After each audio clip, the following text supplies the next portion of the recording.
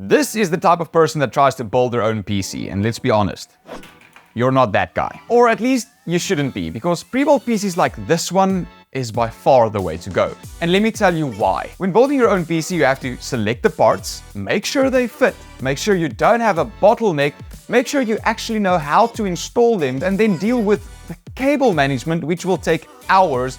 And if you're very lucky, you didn't mess up anywhere and your PC doesn't blow up. For most people, that isn't the case though. And if you do something wrong, insurance doesn't cover Neanderthalism. Yes, that's a word.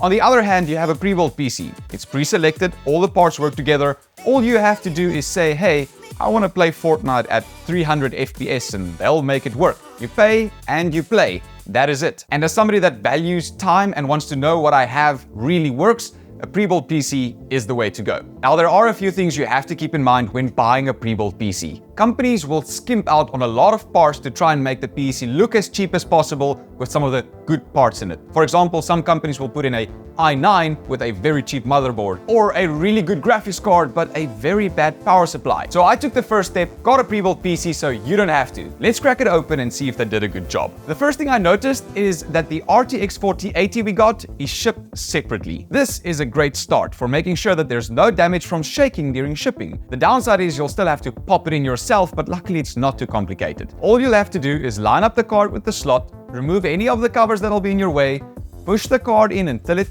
clicks, screw it down, and the power cables should be somewhere nearby. A top tip from my side, make sure that everything is plugged in all the way and you shouldn't have any issues.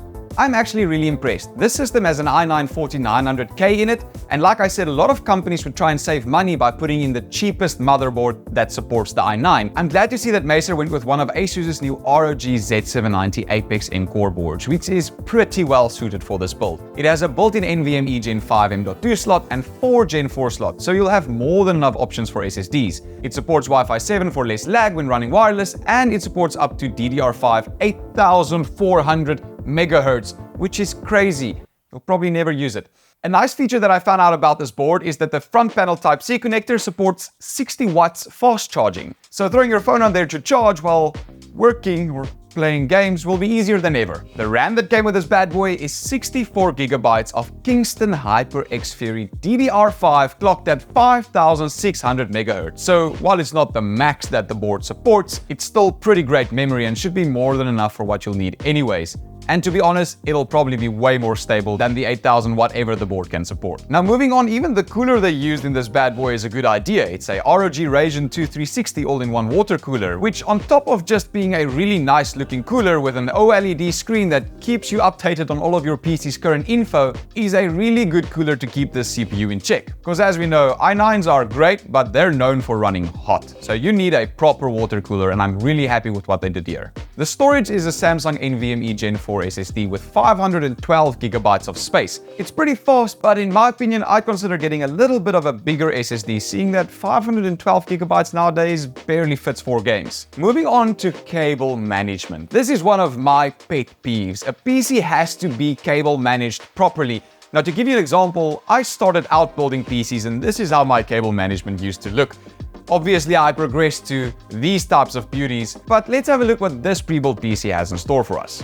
I am impressed. Just look at that. But I noticed something. This is the FSP Hydrock Pro power supply, and I'm a bit of a power supply nerd. I like to always overpower than underpower. So in my personal opinion, I would have went for a power supply that has a little bit more oomph, but nevertheless, this is still a great power supply for the build. That's just me. Now I know what you're thinking. Great parts. How does it run? What's the performance like? You're not buying a PC for how it looks. Well, some of us are, and if that's the case, then probably want to change the case at some point, but we'll leave that there. What's the performance like on this thing? As expected, it runs like a dream. It is a top-of-the-line PC. It can handle any game you throw at it, any work task you throw at it. Overall, it is a great buy. Like most of the ASUS-powered pre-builds you get nowadays on Woodware's website, I'll leave a link below if you're interested in getting one for yourself. And also remember, ASUS is doing giveaways for some great prizes at the moment if you buy one of these pre-builds. Thanks to ASUS and Woodware for sending over this PC. This was Stefan. See you in the next one. Cheers. Bye.